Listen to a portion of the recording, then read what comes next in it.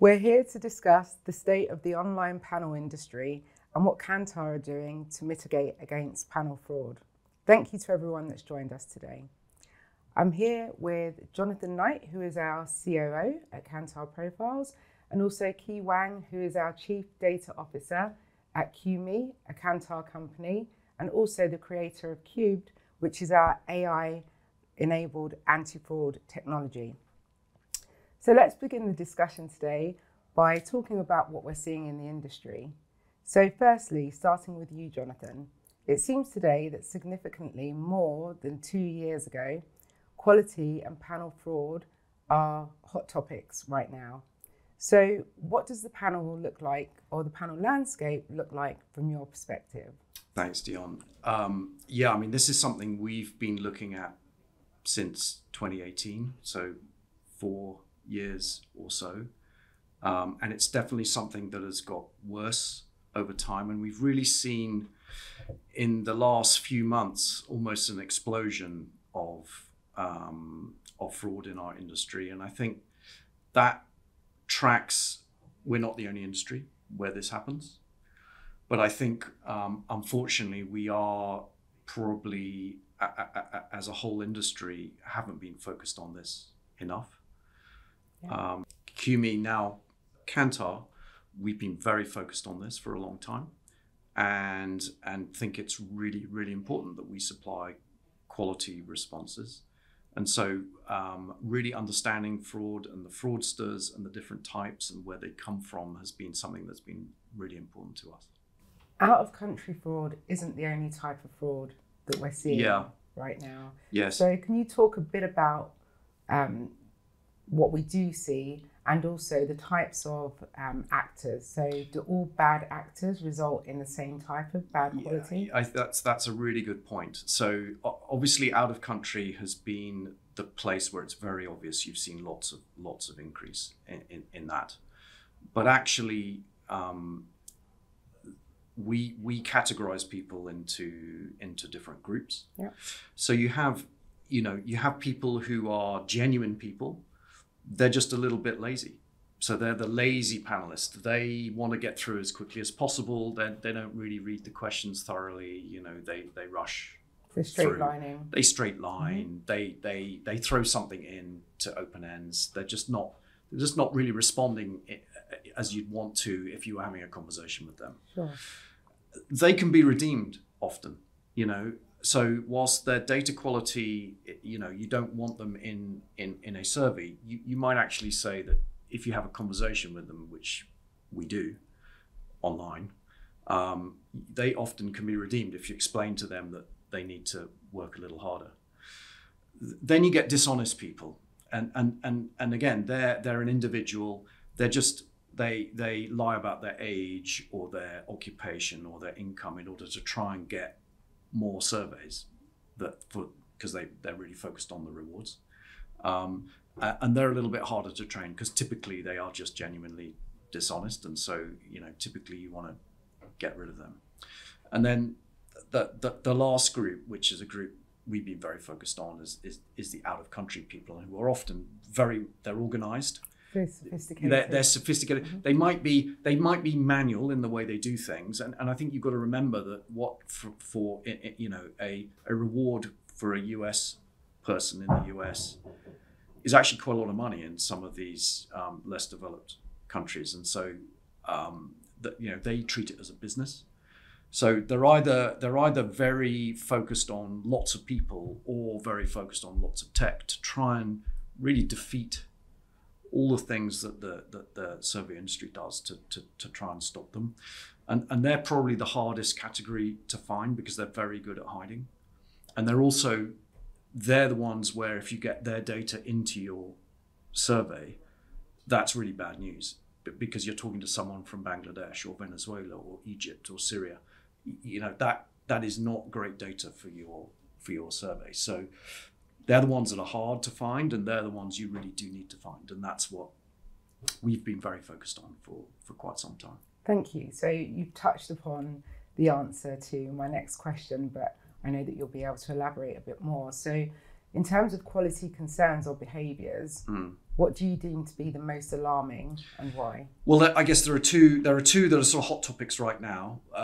There's what's called ghost completes, where basically people are using the fact that often the chain of survey events, and so you'll have the buyer and then the panel technology company and then then maybe an exchange, and often there's a weak link in that chain, and they're able to effectively hack that and create very lots of rewards for themselves without actually doing any surveys, and that's bad from a fraud point of view, in that we end up potentially paying people who haven't done anything.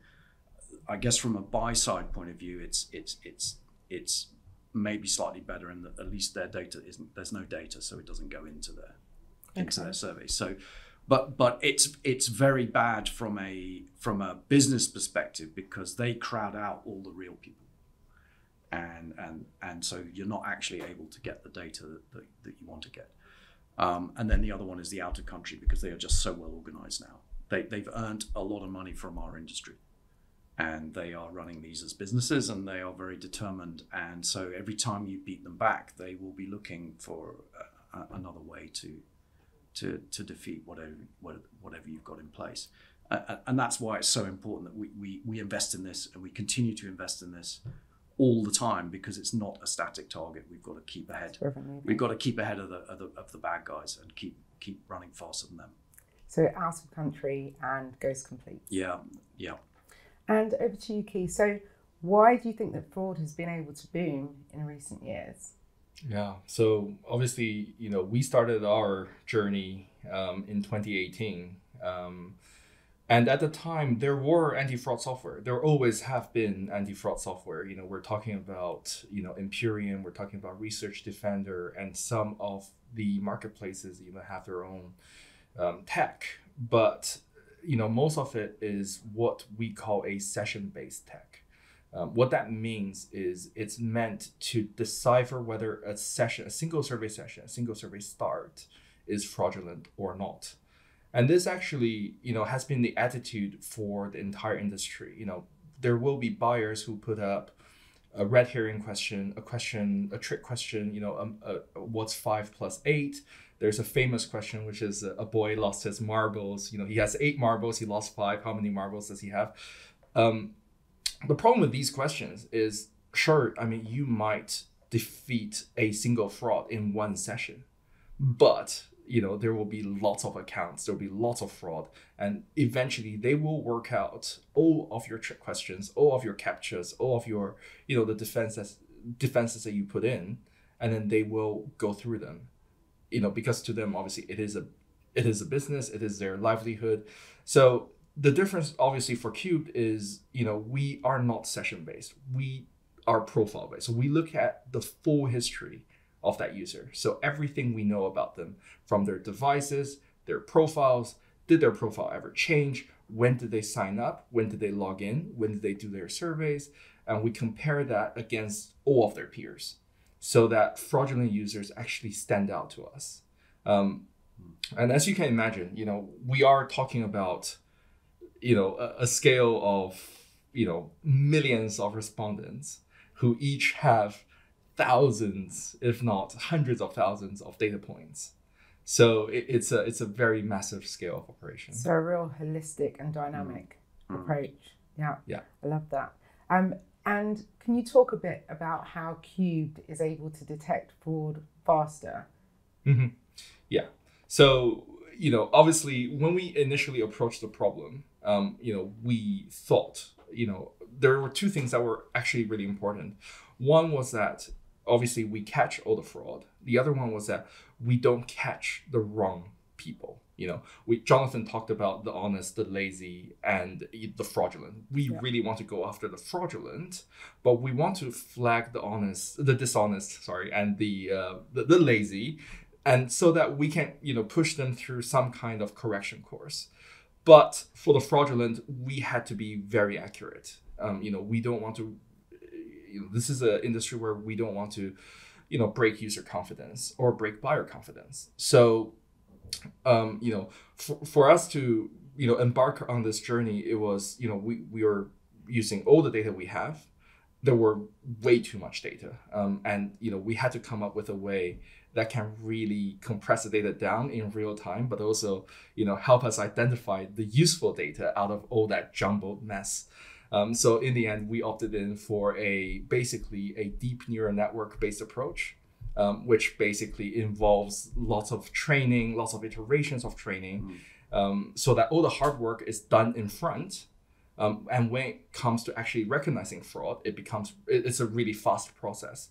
And this AI that we've trained has the ability, or learned the ability, has the ability to recognize emerging fraud.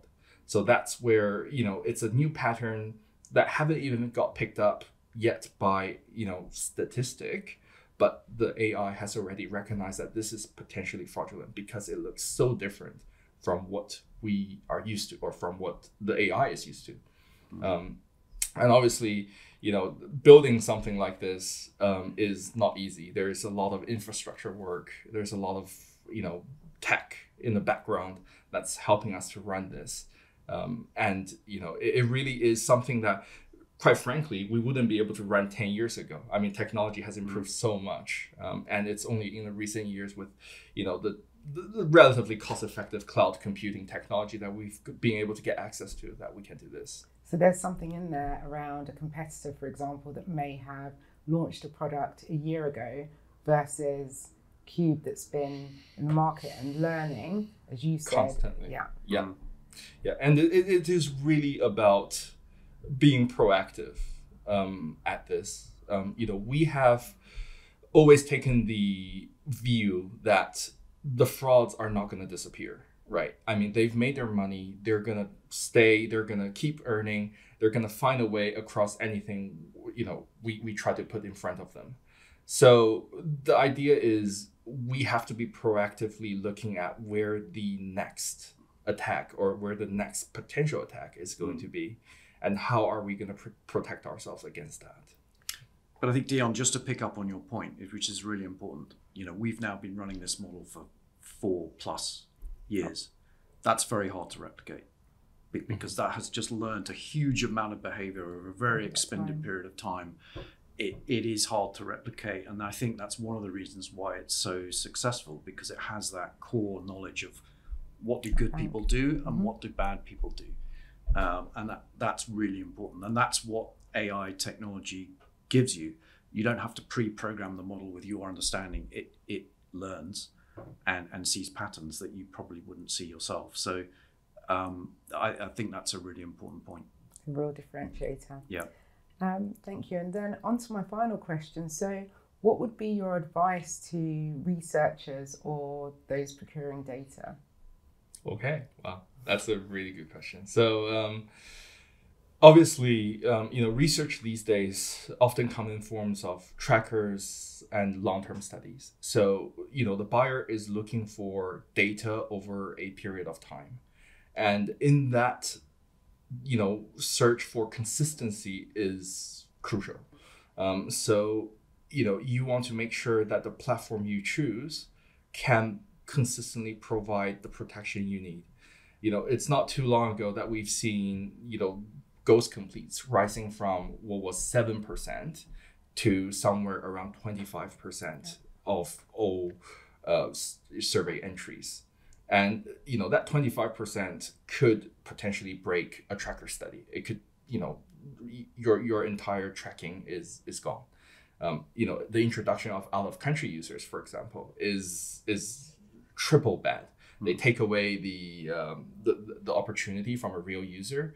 They give you data that seem like real data, and they potentially have, you know, driven your tracker to the wrong polarity, right? You might be looking at completely the wrong thing now.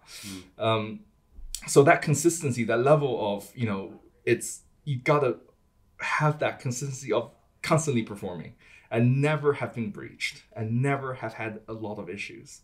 And that's really important. And the other thing I think that's really important is, you know, like I said, this is you know, the anti-fraud industry is all about proactive it's all about, looking for the next vector of attack. If you are passive, if you are just, if you've just gone to say, well, I'll react to something once it becomes prevalent, you are always going to be behind. So for example, right now, ChatGPT is the hottest topic. And we know for a fact that we can easily program ChatGPT to complete open-end studies, but also to potentially fill out the entire survey for us. So for us already at research is, we got to find ways, and we know how, of recognizing whether an answer has been auto-generated by ChatGPT, so that we are already blocking that vector. Safeguarding. Exactly, yeah. Exactly. So when it does get picked up, even if it doesn't get picked up, I mean, there is a good potential it could. We're just saying, we're doing all the homework, we're doing extra work just to cover that future potential. And I think that's really important. I mean, you have to think that way. And it is scary. It is something, we've seen, research being wiped overnight because of fraud. And it is very scary. And, that level of consistency and that, proactively looking to defend yourself against it is absolutely crucial. We've also heard recently that, some businesses have had to return up to 70% of their data as well. And knowing this, we've spoken about, complete businesses potentially folding based on the data. So a huge area to be focused on. Massive. And, imagine the cost, right? Yeah, I mean, so you're running a business. These are really costly events, but for everybody, right? But the buyer ends up having to search through data, all the intermediaries, what's going to happen. It's a very costly thing. So when you look at, just to add something onto Qmee's answer, when you're looking for a research partner, really think about the cost that you're potentially taking on if you're not confident about the quality that they can provide, because you're going to end up having to look at your data, and that's very expensive. Well, we've come to the end of the session. I'd like to thank you both for your time and insight. Super, super valuable information, which I hope the viewers have enjoyed also.